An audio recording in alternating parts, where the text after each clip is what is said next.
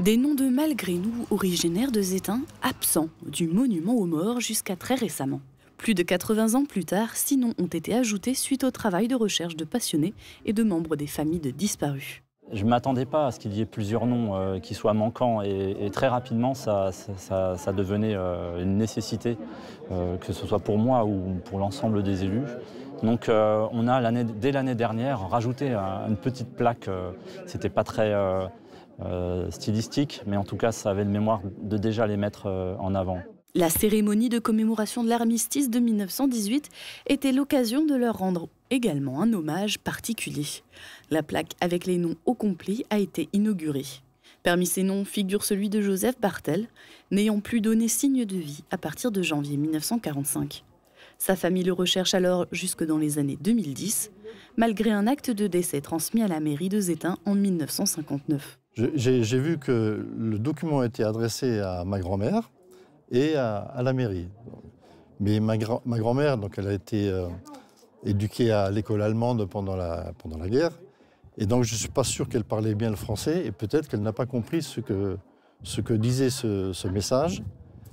Et puis, ou peut-être que le message n'est jamais arrivé. Il a peut-être été perdu dans les méandres de la poste de l'époque.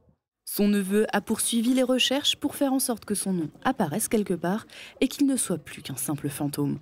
Il serait mort en mars 1945 en Hongrie à seulement 19 ans. Les 6 malgré nous sont tous morts sur les fronts de l'Est de l'Europe vers la fin de la Deuxième Guerre mondiale.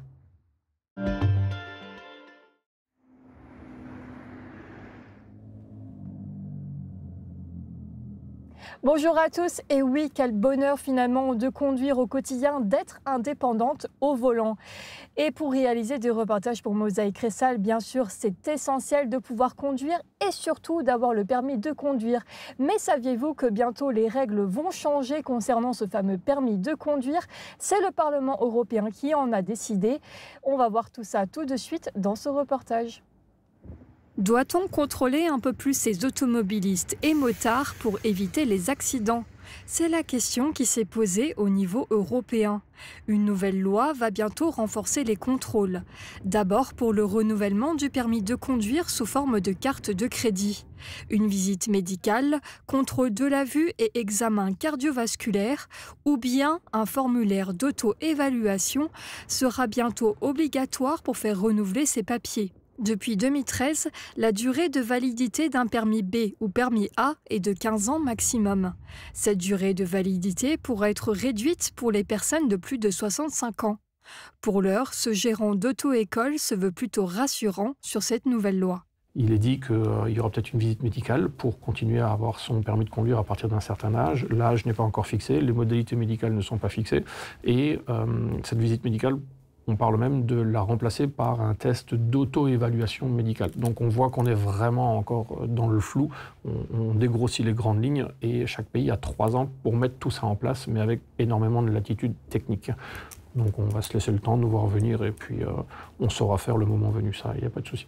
Autre changement à venir, cette fois-ci pour les apprentis conducteurs. L'examen de conduite devra prendre davantage en compte les risques liés aux angles morts, l'attention portée envers les personnes vulnérables comme les piétons ou cyclistes, ou encore la bonne utilisation des systèmes d'assistance aux conducteurs. On en entend déjà énormément parler et les générations qui font le permis actuellement ont même grandi avec ces nouveaux modes de déplacement. Je pense par exemple aux trottinettes électriques. Alors ces dernières années, ça a explosé, mais ce n'est pas quelque chose de tout neuf, tout neuf. Ce qui risque de les surprendre, c'est qu'on en parle dans l'examen, parce que ça y était déjà. Donc on risque juste, je pense, de leur faire un petit peu peur. Ils vont peut-être avoir l'impression qu'on va rajouter certaines choses, alors que l'examen est déjà assez complet et la formation là-dessus est assez complète aussi. Pour les jeunes conducteurs, les sanctions devront également être renforcées en cas d'infraction grave sur la route, comme la conduite sous l'emprise de drogue ou d'alcool. D'ailleurs, toute suspension ou retrait de permis sera signalée aux autres pays européens. La loi prévoit enfin une harmonisation à l'échelle européenne. Dès 17 ans, on pourra obtenir son permis de conduire, mais la conduite devra se faire avec un conducteur aguerri jusqu'à l'âge de 18 ans. Et vous, que pensez-vous finalement du renforcement des contrôles pour le permis de conduire ? Moi, personnellement, je penserais qu'une visite médicale, ça serait mieux que refaire des tests. Les anciens, ils font beaucoup plus attention sur les routes que les jeunes en ce moment. Il y a beaucoup plus d'accidents avec les jeunes qu'avec des anciens. Moi, je pense pour parce qu'il y a des gens, après, à force, ils ont des problèmes de santé ou la vie, elle change ou il y a toujours des maladies qui traînent. Donc, je pense que c'est mieux de faire à chaque fois des visites médicales pour que les gens qui roulent, ils soient toujours sûrs qu'ils peuvent prendre la route parce qu'il y a beaucoup d'accidents. À 100% contre. Pourquoi? Pourquoi? Parce que je suis dans le cas. Alors, il me suffit que j'ai un petit peu quelque chose à la vue et on va me dire, monsieur, vous n'avez plus le droit de circuler. Il faut que je paye encore la visite. Pour pouvoir rouler en voiture, je paye tout le temps. Et pour me retrouver, par hasard, des fois, je n'ai pas beaucoup et je ne roule plus en voiture. C'est quoi ça? Je vous ai dit, moi, ça fait plus de 60 ans que je conduis. Je m'en suis toujours bien sorti. Et j'estime que je roule encore assez bien. C'est sûr, il n'y en a plus 20 ans. Après, il faut que l'État trouve de l'argent pour nous faire passer chez les docteurs et pour toutes ces conneries-là. Hein. Moi, je pense qu'ils devraient plus contrôler les jeunes que les retraités, les anciens, parce qu'ils nous taxent de tous les côtés. Et puis, quand on voit les jeunes, ils disent toujours qu'il y a plus d'accidents chez les anciens. C'est pas vrai.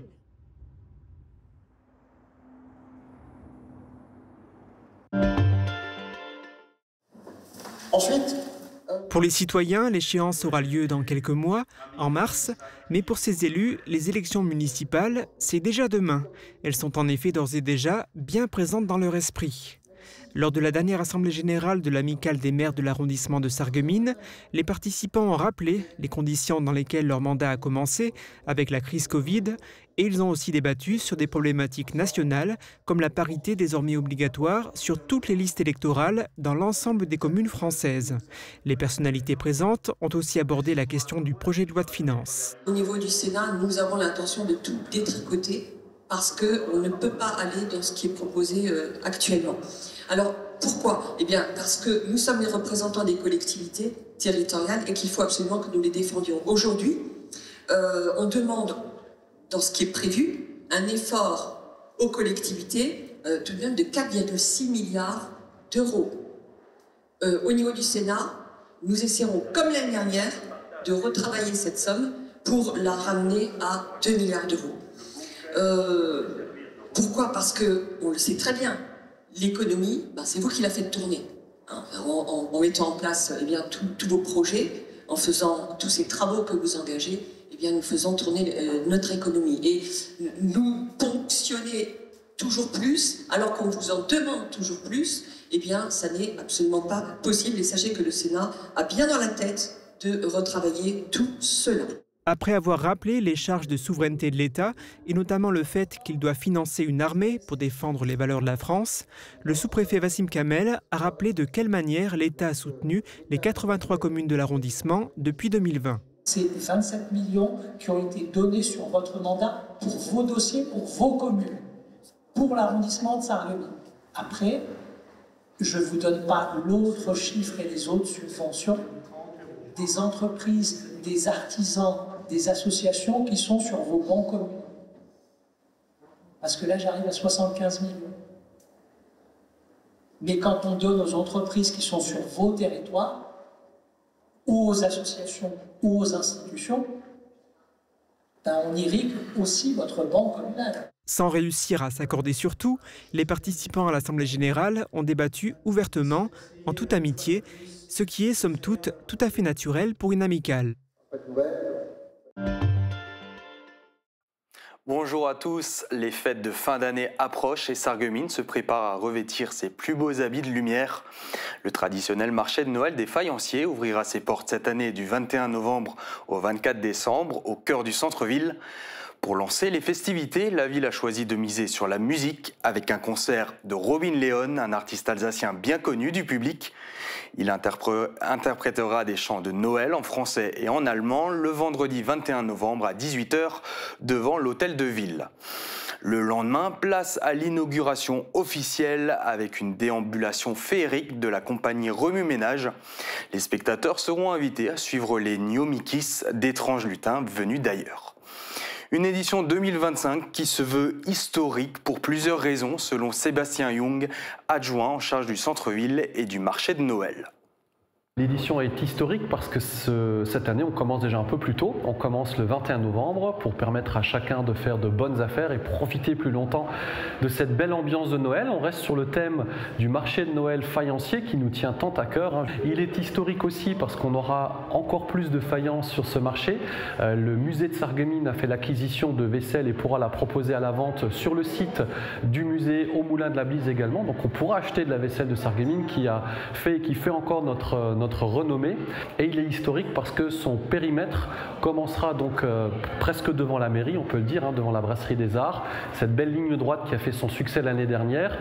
Un marché et un sentier lumineux nous guidera ensuite vers le Père Noël. Tout au long du mois, une programmation riche et variée attend petits et grands, avec la Maison du Père Noël, accessible dès le 22 novembre, mais aussi le défilé de la Saint-Nicolas qui partira de la place du marché le 6 décembre à 17 h. Un concert de cuivre par les élèves et professeurs du conservatoire sera proposé le 7 décembre à 17 h au kiosque rue Poincaré. Et le Noël de lumière avec la Sainte-Lucie le 13 décembre à partir de 17 h à l'angle de la rue de l'église et du passage du marché. D'autres animations spécialement conçues pour les plus petits seront aussi de la partie. C'est vrai que quand on parle de Noël, on a le regard illuminé des enfants qui nous vient tout de suite à l'esprit et on a évidemment pensé à eux. J'en veux pour preuve le beau sapin qu'on va installer place de la République devant l'institution Sainte-Chrétienne, toutes les animations qui sont prévues pour eux. Par exemple, on a cette année une caravane qui va être installée aussi, où il y aura des ateliers qui seront proposés en lien avec Noël.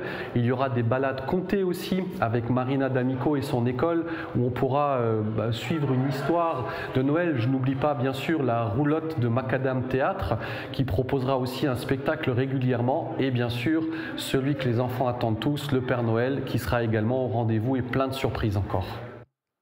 Plus de 30 chalets accueilleront les artisans et les producteurs avec des créations artisanales et des spécialités gourmandes. Le Carré Louvain proposera aussi un marché de Noël avec sa boutique de producteurs locaux et ses marchés éphémères chaque week-end à partir du 22 novembre. Les musées de Sarreguemines participent également à la magie de Noël avec des expositions thématiques, des concerts avec notamment ceux du guitariste sarrois Doc Schaeffer le 14 décembre à 15 h et du conservatoire de Sarreguemines le 21 décembre à 15 h. Les deux concerts seront présentés au musée de la Faïence. Et pour terminer, les commerces seront ouverts les dimanches après-midi du 30 novembre au 21 décembre et les parkings Carré Louvain et du Moulin seront gratuits pendant les 4 week-ends du 22 novembre au 21 décembre. Retrouvez le programme complet de l'édition 2025 sur noël.sarreguemines.fr. Merci d'avoir suivi cette chronique. Je vous souhaite une très belle journée. On vit, on meurt, entre les deux on s'aime, trou dans le cœur, c'est notre requiem. La dernière heure, enlacée sous la Seine, le ciel en fleurs, pour nous deux les 2M. Un nouveau titre poignant. Lizadan dévoile Les 2M, un hommage en musique à Marie et Mathias, jeune couple de Metz, victimes des attentats du Bataclan le 13 novembre 2015. Marie Loche et Mathias Dimarski avaient 23 et 22 ans. 10 ans plus tard, ils rayonnent toujours dans les mémoires et au travers de l'association Marie et Mathias, créée par leurs parents pour promouvoir les valeurs portées par leurs enfants. Ce jeudi 13 novembre, un concert sera organisé au Trinitaire à Metz en leur honneur. Plusieurs artistes seront présents, dont la Sarregueminoise Lizadan. La dernière heure, enlacée sous la Seine, le ciel en pleurs, vous n'aurez pas Noël.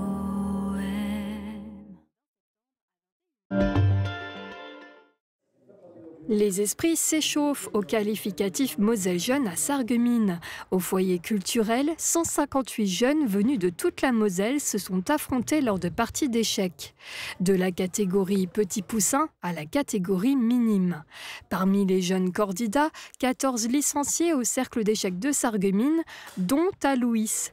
Ce jeune Sarregueminois a déjà atteint le championnat de France et après plusieurs parties sous haute tension où chaque coup est minuté, Aloïs s'est classé en tête de sa catégorie, les Benjamins. Au total, 9 licenciés du cercle d'échecs de Sarreguemines, dont 3 nouveaux arrivants, se sont qualifiés pour la prochaine étape, les qualifications régionales. Elles auront lieu du 17 au 19 février prochain à Saint-Nabord dans les Vosges.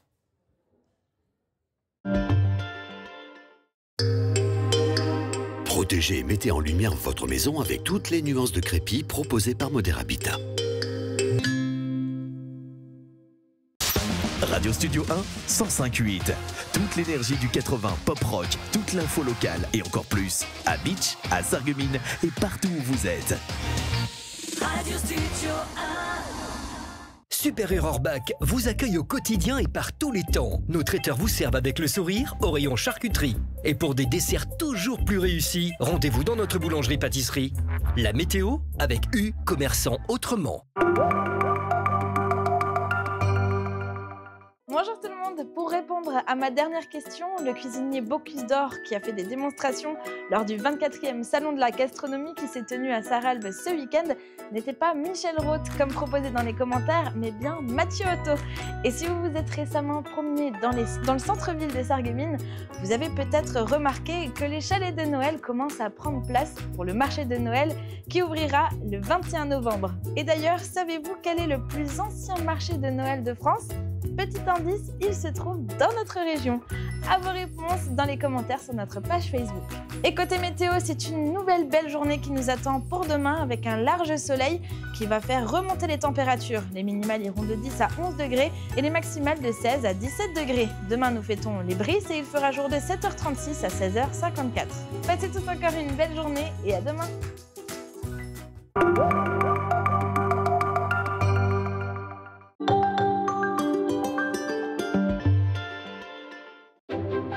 Il était une fois dans une vallée des Vosges du Nord, un petit enfant qui ne voulait pas grandir. Marguerite!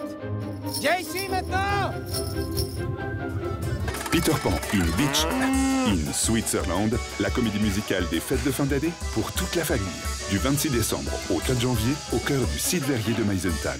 4e room balai, sur la gauche, direct jusqu'au matin.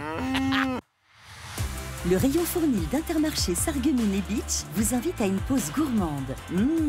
Pain croustillant, croissant doré, tarte et gâteau du jour, chaque fournée embaume l'allée d'un parfum chaleureux. Et pour vos pauses déjeuner, une belle sélection de sandwichs frais, prêts à emporter. Du bon, du simple et toujours à prix juste. Intermarché, tous unis contre la vie chère.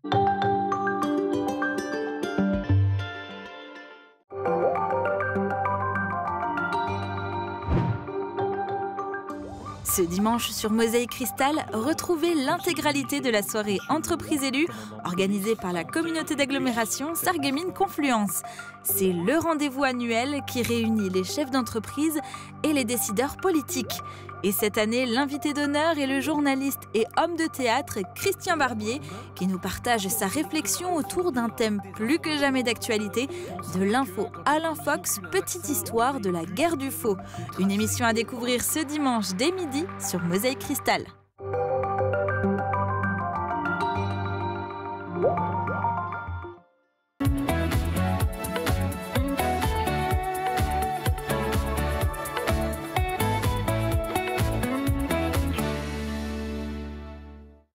Bonjour à tous, je reçois aujourd'hui dans Place des Arts celui qui connaît sans doute le mieux le site archéologique de Bliesbruck-Rheinheim, Jean-Paul Petit. Bonjour et merci d'être venu sur notre plateau. Bonjour, merci pour votre invitation. Alors, vous vous êtes en effet intéressé au site de Bliesbruck aux côtés de Jean Schaub, un autre archéologue éminent depuis 1977 et jusqu'à votre départ à la retraite intervenu en 2019. Et au départ, je crois que le site était loin de ressembler à celui qu'il ressemble aujourd'hui. Qu'est-ce qu'il y avait avant à Bliesbruck à la place du parc archéologique ? À Bliesbruck, en fait, au début des années 70, il y avait une sablière qui était en exploitation. Et dans cette sablière, on détruisait progressivement des vestiges au fur et à mesure que la sablière avançait. Et c'est donc, il y a eu des premières fouilles, mais c'est Jean Schaub, à partir de 1977, qui avait comme objectif d'essayer de sauvegarder ce site, parce qu'on voyait partout dans les champs qui s'étendait sur au moins 20 ou 30 hectares, hein, et que c'était un site important. Et donc Jean Chaob, avec son équipe dont j'ai fait partie, a réussi progressivement à, comment dire, à rendre réelle cette idée de sauvegarder le site, d'arrêter les travaux de la sablière et de protéger l'ensemble du site. Et à la fin des années 70, je peux vous garantir que c'était une idée qui paraissait un peu saugrenue pour beaucoup de gens, même des responsables politiques ou administratifs. Et le résultat montre que avec de la volonté, de la disponibilité et puis aussi le charisme qu'avait Jean Chaob, on peut arriver en quelque sorte à faire un petit miracle, si je peux appeler ça comme ça. Et au tout début, qu'est-ce qui vous a incité à fouiller? Qu'est-ce que vous avez trouvé qui vous a dit « Ah tiens, ça peut être intéressant de faire de gros chantiers ici » ? Moi, en fait, j'ai d'abord fait des études de mathématiques, hein, et puis je me suis rendu compte que je m'étais un peu planté. Et en même temps, je faisais déjà des fouilles, puisque j'ai commencé à fouiller à la villa du Groswald. On y reviendra tout à l'heure. Voilà. Parce que vous continuez encore des fouilles là-bas. Voilà. Aujourd'hui, on ne fait plus de fouilles à la villa. On essaie de la sauvegarder, de la réhabiliter. Hein. Et c'est comme ça qu'à Sarinsbain, à l'époque, c'était un peu le centre de l'archéologie en Moselle, puisqu'il y avait la fouille du Groswald par Marguerite Pax, hein, donc conservatrice du musée de Sarreguemines. Et à l'autre bout du village, il y avait Jean Chaob qui foulait également la villa du Heidenkopf. Et c'est comme ça qu'on a fait connaissance. Et c'est comme ça que que je me suis retrouvé à Bliesbruck avec Jean Chaob, parce qu'il y avait cette volonté, en fait, d'essayer de sauvegarder ce site. Alors, les deux villas étaient importantes, mais le site de Bliesbruck, c'était sans commune mesure par rapport à ces deux villas. Du fait de quoi? De sa taille? Oui, de sa taille, hein, et aussi de ce qui avait été découvert. Hein. Donc on avait en particulier toute une série de puits, et progressivement sont apparus des grands bâtiments. Et quand on se promenait sur les terrains qui étaient cultivés à l'époque, on voyait très bien les emplacements où il y avait des gros bâtiments, hein, parce qu'il y avait des pierres à la surface, et on voyait bien l'emplacement des thermes qui se trouvent aujourd'hui sous le pavillon muséal. Ça faisait une petite butte dans les champs à l'époque, et on savait que là, il y avait un gros monument. Et donc ça s'est emballé, vous disiez, par le biais du charisme de Jean Chaob jusqu'à l'édification de ce parc archéologique. Si la date est bonne, je crois que c'est 1989, c'est ça la création du parc? Oui, disons la date officielle qu'on a retenue, pardon, c'est 1989, mais en fait, ça a commencé bien avant, parce que ça a réussi parce qu'il y a eu cette dynamique franco-allemande. Hein. Donc, nous, avec Jean Chaob, on a commencé à fouiller à Bliesbruck, et puis les collègues allemands qui étaient juste de l'autre côté, hein, de la frontière, à Rheinheim, où on avait découvert donc, cette fameuse tombe de celtique. Hein. Donc, on a eu l'idée, en fait, de travailler ensemble. Et puis aussi, les fouilles ont ensuite fait naître cette idée de créer autour de la frontière ce parc archéologique commun où on mettrait en valeur notre patrimoine commun et qui serait en même temps, comment je pourrais dire ça, voilà, une idée de l'idée européenne, une idée de la collaboration franco-allemande. Ce qui, au début des années 80, aujourd'hui, c'est devenu bien sûr quelque chose de très courant, mais au début des années 80, c'était quelque chose qui était encore très rare. Sans rentrer dans tous les détails, est-ce que vous pouvez nous dire qu'est-ce que vous avez trouvé sur ce site à Bliesbruck? Des vestiges de quelles époques, et puis qu'est-ce qui est aujourd'hui visible par le public? Alors, aujourd'hui, on sait que le site de Bliesbruck-Rheinheim, hein, parce qu'on ne peut pas séparer on ne peut pas dissocier les deux. La frontière ne date que du 19e siècle, hein, donc les deux sites forment une unité. Alors on sait déjà que dans une première phase, donc à l'époque celtique, en gros entre le 7e et le 2e siècle avant Jésus-Christ, il y avait un pôle aristocratique qui est surtout connu grâce à de nombreuses tombes qui ont été fouillées, dont la plus célèbre bien sûr est la fameuse tombe de la princesse de Rheinheim, avec ses magnifiques bijoux en or, qui est devenue en quelque sorte l'ambassadrice du Land de Sarre dans le monde entier. Donc ce pôle aristocratique a son apogée au 3e, 2e siècle avant Jésus-Christ, et il donne naissance à l'époque romaine à un grand site gallo-romain, donc un pôle dynamique qui est composé d'une petite ville, donc qui se trouve à Bliesbruck, la grande villa de Rheinheim, et puis également un sanctuaire qui est également à Rheinheim, qui n'est pas encore beaucoup exploré aujourd'hui.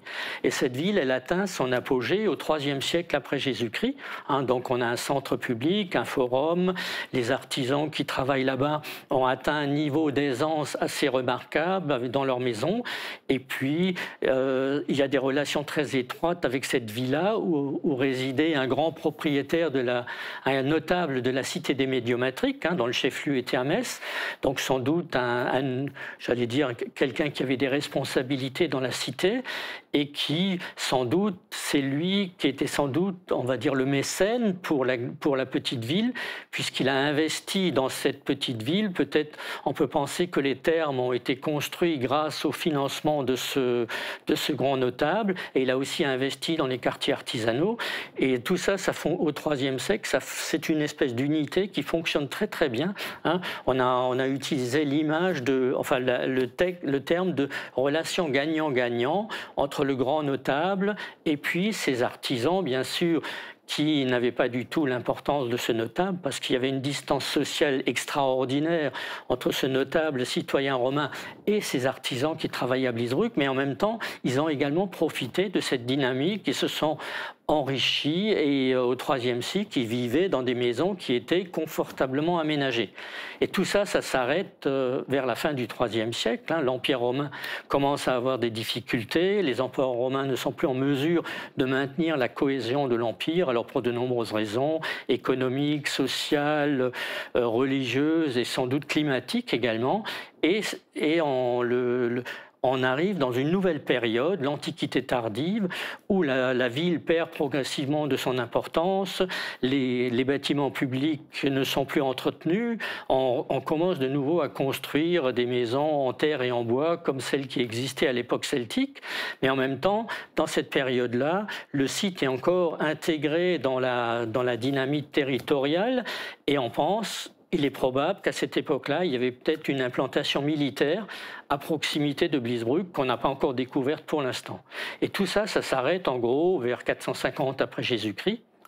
Et c'est là qu'en fait se posent beaucoup de questions. Qu'est-ce qui se passe? Donc il faut imaginer, on a 30-40 hectares de bâtiments qui sont progressivement abandonnés et qui sont plus ou moins ruinés.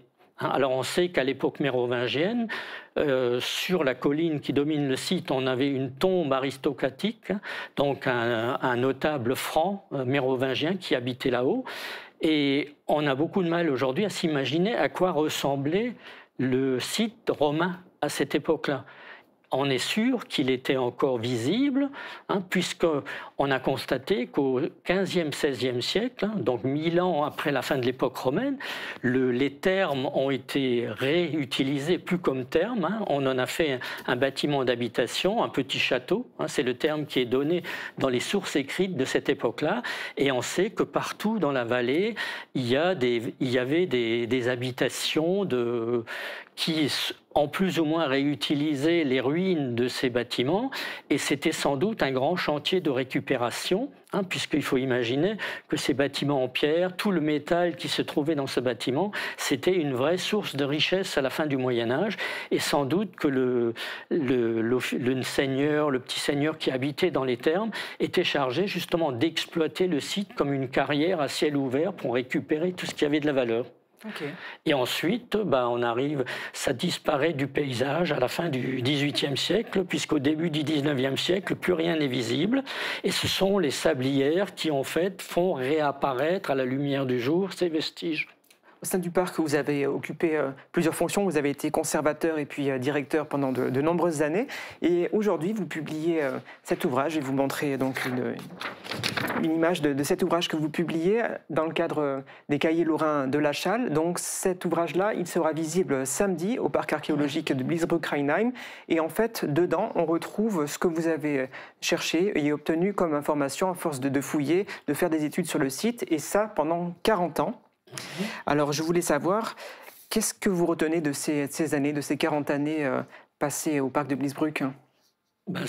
Pardon. En fait, c'était une expérience tout à fait extraordinaire, puisqu'on est parti de rien et on est arrivé à ce qu'on peut voir aujourd'hui. Hein. Donc, il y avait une œuvre, toute l'équipe engagée dans ce projet. Il n'y a pas que moi, il y a mes collègues, il y a les archéologues qui y ont participé, les médiateurs, le service des publics, l'agent d'accueil. Les agents d'accueil, c'est toute cette équipe très dynamique qui a fait fonctionner le parc, qui a donné aussi sa crédibilité au parc, qui a fait que le département et le Kreis de Saint-Pfalz ont continué de s'engager dans ce projet, et qui fait qu'aujourd'hui, voilà, c'est devenu un site culturel et touristique incontournable dans le paysage. Oui, ça nous paraît aujourd'hui totalement acquis, mais ce n'était pas le cas à l'époque. Il a fallu tout construire. Et je vous propose qu'on aborde tout à l'heure plus en amont ce qui va se passer lors de ces journées de l'achat le samedi. Mais en attendant, voici quelques idées sorties.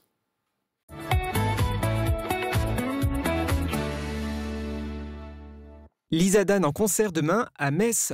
La chanteuse sarregueminoise se produira pour rendre hommage à Marie et Mathias, un jeune couple assassiné il y a 10 ans lors des attentats du Bataclan. À cette occasion, elle présentera une nouvelle chanson intitulée Les Deux M qu'elle a écrite à propos de leur histoire. À Metz, sur la scène des Trinitaires, Lisa Dan partagera l'affiche avec Julien Strelzik, Continuum ou Bambou. Ce sera à partir de 20h, l'entrée est libre. Autre tour de chant, celui de Paul Damour. Il aura lieu samedi soir à la Boîte Noire de Meisenthal.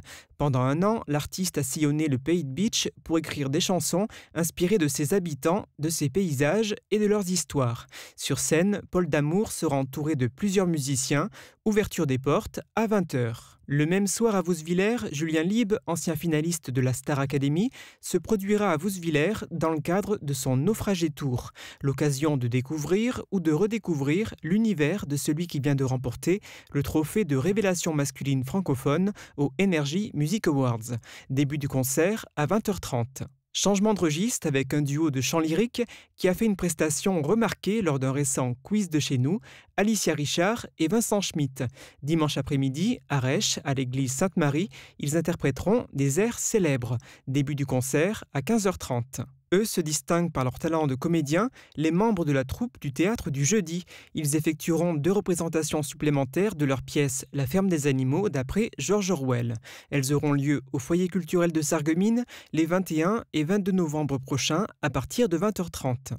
À partir de ce samedi et jusqu'au 19 avril 2026, rendez-vous à Sarreguemines, au Moulin de la Blise, pour découvrir le 9e acte de Made in IEAC, l'occasion de découvrir les œuvres réalisées par 4 artistes céramistes de l'Institut de Guebwiller. Pour clore cette liste de sorties non exhaustive, sachez qu'une rencontre est prévue ce vendredi à 18h à la médiathèque communautaire de Sarreguemines avec l'auteur québécois Éric Plamondon. Novelliste et romancier, il fera voyager ses auditeurs en Amérique du Nord. Ce rendez-vous littéraire gratuit s'inscrit dans le cadre du festival itinérant Au fil des ailes. Jean-Paul Poty, on l'a évoqué tout à l'heure. J'aimerais que vous m'expliquiez un petit peu quel est le programme de ces 45e journées d'études Mosellanes qui se dérouleront donc samedi au parc archéologique de Bliesbruck-Rheinheim. Pardon. Oui, ces journées sont donc organisées par la Société d'histoire et d'archéologie de la Lorraine. Si je peux me permettre, c'est une société savante qui est très ancienne déjà, hein, puisqu'elle a été créée en 1888. Elle avait, 1888, elle avait pour vocation donc de valoriser le patrimoine de la Lorraine, de le faire connaître et de le publier. Et la Chale donc continue cette œuvre depuis cette époque-là.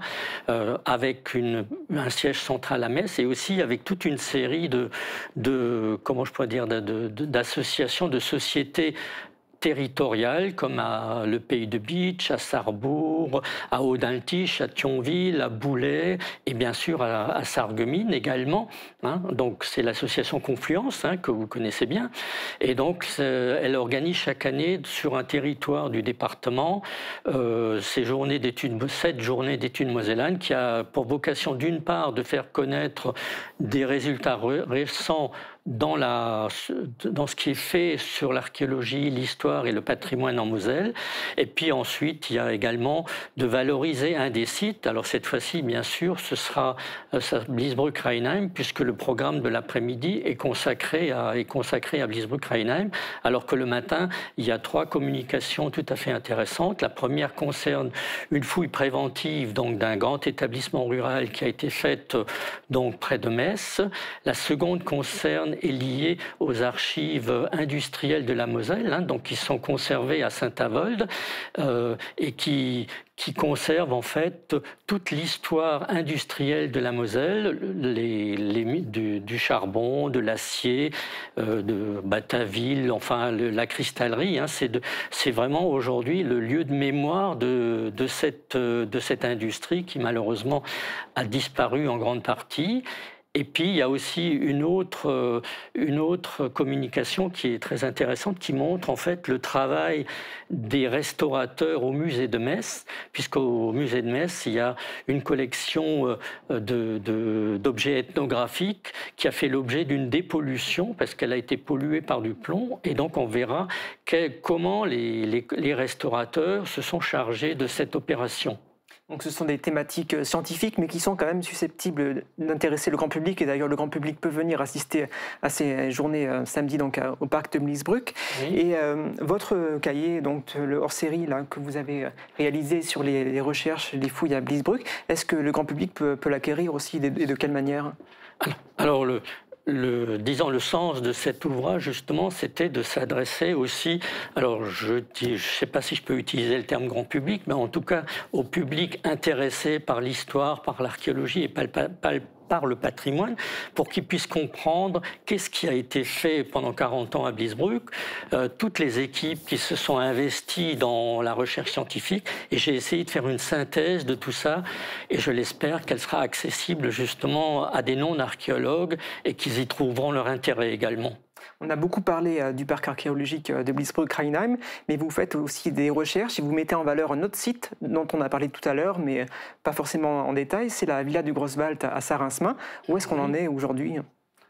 On a, avec l'association La Villa et puis la commune de Sarrinsmin, donc on a réussi en fait à réhabiliter le site qui est une fouille des années 70 qui avait été faite par Marguerite Pax. Le site était un peu abandonné, si je peux utiliser cette expression, et donc aujourd'hui, il a été complètement réhabilité. Il y a un système de signalétique donc, qui permet aux visiteurs, en particulier les randonneurs, hein, puisqu'on est dans la forêt du Grosswald, sur des sentiers de randonnée, tous ceux qui ont été mis en place, en particulier par la communauté d'agglomération, et le visiteur peut trouver les informations nécessaires pour comprendre ce que c'était cette villa et à quelle époque elle fonctionnait et comment elle est apparue et comment elle a disparu. Merci beaucoup Jean-Paul Petit de nous avoir présenté vos recherches et vos ouvrages donc, sur le parc archéologique de Bliesbruck et la villa du Grosswald à Sarrinsmin. Et je vous invite je vous invite à présent, chers téléspectateurs, à nous rendre au Cinéma Forum pour écouter le coup de cœur de la semaine. Alors cette semaine, je vais vous parler d'une comédie française réalisée par Jérôme Commandeur, T'as pas changé. T'as pas changé, qui est en fait la 3e réalisation de Jérôme Commandeur, que nous avions eu le plaisir d'accueillir pour son film Irréductible. Et là, avec T'as pas changé, en fait, il se plonge dans une bande de quinquas qui, en fait, ont fréquenté tous le même lycée durant leur jeunesse, avec énormément d'anecdotes, et puis se retrouvent réunis pour un événement tragique, la mort de l'un de leurs potes. Et cette bande de joyeux quinquas, interprétée par François Damiens, Laurent Lafitte, Vanessa Paradis et également Jérôme Commandeur, vont réévoquer ces années lycée, qui vont nous replonger dans les années 90, avec un brin de nostalgie. Alors le film, il y a beaucoup d'humour, mais également de l'émotion à faire revivre ces années. Donc c'est un film à voir cette semaine sur nos écrans.